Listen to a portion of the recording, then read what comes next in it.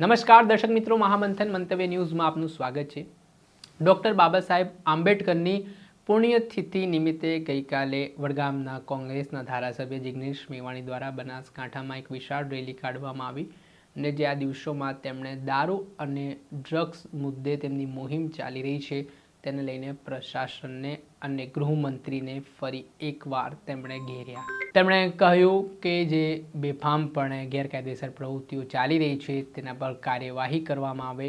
એટલું જ નહીં, થોડા દિવસ પહેલાં જિગ્નેશ મેવાણીના ગઢ વડગામમાં ગૃહમંત્રી હર્ષ સંઘવી પહોંચ્યા હતા, જ્યાં તેમણે એક શક્તિ પ્રદર્શન પણ કર્યું, લોકો સાથે સંવાદ પણ કર્યો। ત્યારે આમ ગૃહમંત્રીની વડગામની મુલાકાતને લઈને પણ ધારાસભ્ય જિગ્નેશ મેવાણીની પ્રતિક્રિયા સામે આવી છે। તેઓ શું કહી રહ્યા છે તેમને સાંભળો। આપણા ગુજરાતમાં લગભગ 20 લાખ જેટલા સ્ત્રી અને પુરુષો એ ડ્રગ્સના રવાડે ચડ્યા છે। આ ડ્રગ્સની બધી એ છેલ્લા 5 વર્ષમાં એની ચરમસીમા ઉપર પહોંચી છે। 2 દિવસ પૂર્વે રાજ્યના ગૃહમંત્રી મિસ્ટર સંઘવી મારા વિધાનસભા વડગામમાં આવ્યા, પણ વડગામની જનતાને કે બનાસકાંઠા કે ગુજરાતની જનતાને એવી વચન ના આપ્યું કે હવે વડગામમાં, બનાસકાંઠા કે ગુજરાતમાં જુગારના અડ્ડા, કૂટણખાના, દારૂના અડ્ડા અને ડ્રગ્સનો વેપાર નહીં થાય, આવું કોઈ વચન નહીં આપ્યું। સતત અમે એમને પડકારી રહ્યા છીએ કે તાકાત હોય તો આવો, મારી જોડે ડિબેટ કરો।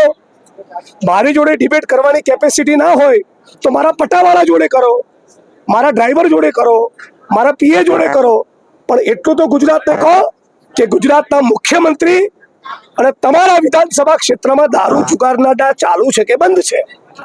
અને જે પાલનપુર કલેક્ટર કચેરીના પ્રાંગણમાં મારી વિરુદ્ધ નાના પોલીસ કર્મચારીઓની મજબૂરીનો લાભ ઉઠાવી એમને ઉશ્કેરવાની કોશિશ કરીને પ્રોટેસ્ટ કરાવ્યો હતો, એ કર્મચારીઓનું હિત તમારા હૃદયમાં વસેલું હોય તેમને યુનિયન બનાવવાની પરમિશન આપો, એમને ગ્રેડ પેનો લાભ આપો અને ઓર્ડલીની પ્રથાના ભાગરૂપે જિલ્લા પોલીસ વડાઓ પોતાના જૂતાની પોલિશ કરાવડાવે છે કોન્સ્ટેબલ જોડે, એ ગંદકી બંધ કરાવડાવો।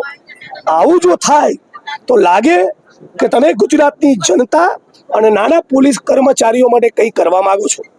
આજે ડૉક્ટર બાબા સાહેબ આંબેડકરનો નિર્વાણ દિન, એમની પુણ્યતિથિ નિમિત્તે બાબા સાહેબ આંબેડકરને સાચી શ્રદ્ધાંજલિ એ જ કે સાચા અર્થમાં બનાસકાંઠામાં, આપણા ગુજરાતમાં સંવિધાન લાગુ થાય અને દારૂ, જુગાર, કૂટણખાના અને ડ્રગ્સનો વેપાર બંધ થાય।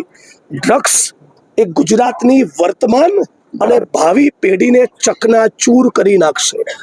સવાલ પૂછવા માંગુ છું ગુજરાતની 6.5 કરોડ 7 કરોડ જનતા વતી કે કયો એ મંત્રી છે જે ડ્રગ્સના કારોબારમાંથી કમાઈને તગડો થઈ રહ્યો છે? જે પણ મંત્રી કૂટણખાના, જુગાર, દારૂના અડ્ડા અને ડ્રગ્સમાંથી કમાય છે એ ગુજરાત અને ભારત ભૂમિનો ગદ્દાર છે। આ ગદ્દારોની સામેની અમારી લડાઈની હજી તો શરૂઆત છે। મોરચો વધારે બુલંદ થશે અને મારો પણ સ્વભાવ છે પકડું એ છોડતો નથી, એટલે જેને બી આવી જવું એ આવી જાય, બાકી ડ્રગ્સ બંધ કરાયા વગર રહેવાના નથી। આપણે સાંભળ્યા વડગામના કોંગ્રેસના ધારાસભ્ય જિગ્નેશ મેવાણી, તેમણે કહ્યું કે ગૃહમંત્રી વડગામ તો પહોંચ્યા પણ ત્યાંની જે બહેનો વિધવા છે તેમને વચન ના આપ્યું કે તેમના ત્યાં એક પણ દારૂ કે ડ્રગ્સનો ટીપું છે તે નહીં આવવા દઈએ। ગૃહમંત્રી ત્યાં પહોંચ્યા પણ લોકો, ખેડૂતોના દેવાની જે વાત હતી તે કરવામાં ના આવી। તેવા અલગ અલગ મુદ્દે હાલ જિગ્નેશ મેવાણીએ ગૃહમંત્રી હર્ષ સંઘવી પર કટાક્ષ કરતા રાજકારણ ગરમાયું છે। દર્શક મિત્રો, આવા જ વિડીયો જોવા માટે મહામંથન મંતવ્ય ન્યૂઝ જોતા રહો।